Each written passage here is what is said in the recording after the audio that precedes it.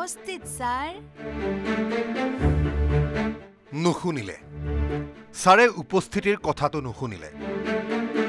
খৰ্গহস্ত sir অগ্নি শৰ্মা হ'ল ছাৰৰ প্ৰহাৰত কাণেৰে নুশুনাৰ পৰ্যায় পালে 10ম শ্ৰেণীৰ ছাত্ৰীয়ে এয়া অভিযোগ ভুক্তভোগী ছাত্ৰীৰ পৰিয়ালৰ ঘটনা শোণিতপুৰ জিলাৰ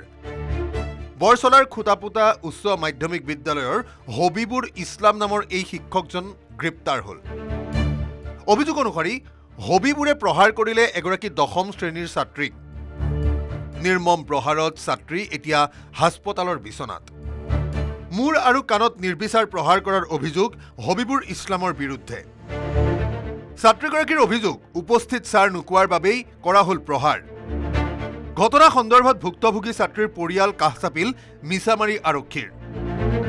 আৰক্ষীয়ে এজাহাৰ দাখিলৰ 4 দিনৰ পাছত গোচৰ ৰুজু কৰি গ্ৰেপ্তাৰ কৰিলে প্ৰহাৰকাৰী শিক্ষক হবিবুৰ ইছলামক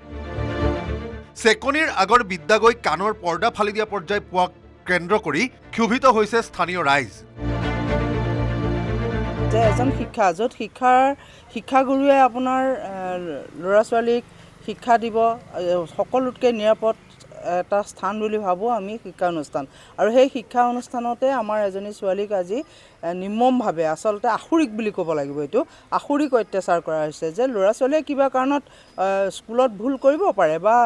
আপোনাৰ পঢ়া শুনাত বেয়া হ'ব পাৰে কিন্তু শাস্তিমূলক ব্যৱস্থা হ'লেও এনেকুৱা ব্যৱস্থাটো হ'ব নোৱাৰে এইটো ব্যৱস্থাটো য'ত কাণ ফাটি যাব নাক ভাঙি যাব এনেকুৱা তাক বিশেষকৈ এজনী ছোৱালী মানুহ তাই ভৱিষ্যতৰ কথা আছে কঠোৰতাৰ দোহাই দি হবিবুৰে শিক্ষাৰ্থীক নিৰ্বিচাৰ প্ৰহাৰ কৰাৰ অভিযোগ প্ৰথম নহয় এইবাৰ পিছে বুঢ়াৰ হাতত চেঙেলি পৰিল হাজিৰা বহিত ছাত্ৰীৰ মাত নুশুনি অসন্তুষ্ট হোৱা হবিবুৰে দিব লাগিব এতিয়া কাৰাগাৰৰ হাজিৰি মিছামাৰীৰ পৰা Haren Bhumij report news 18 Assam north east